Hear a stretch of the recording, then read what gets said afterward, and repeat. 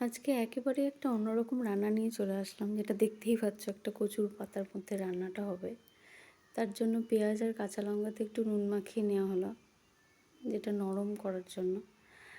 এরপর বাটা মাছ নেওয়া হয়েছে, বাটা মাছের মধ্যে সর্ষে কাঁচা লঙ্কা বাটা, হলুদ গুঁড়ো আর একটু লবণ দিয়ে মাছটাকে মাখিয়ে নিতে হবে। এইভাবে মশলাটাকে ভালো করে মাছের মধ্যে মিশিয়ে দিতে হবে। তার উপরে দিতে হবে সেই পেঁয়াজটা দিয়ে মাখিয়ে নেওয়ার পরে ওর উপরে একটু কাঁচা সর্ষের তেল ছড়িয়ে দিতে হবে।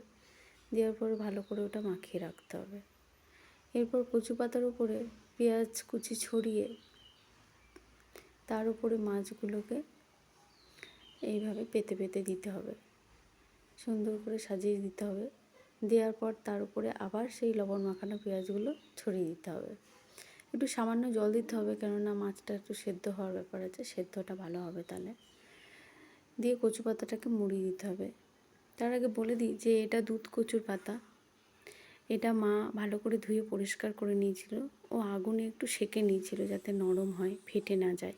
2-3টা কচুর পাতা ছিল, দিয়ে তার উপরে আবার কলার পাতা দেওয়া হয়েছিল, দিয়ে এইভাবে সুতো জড়িয়ে নিয়ে এটাকে বেঁধে দেওয়া হয়েছিল যাতে খুলে না যায়।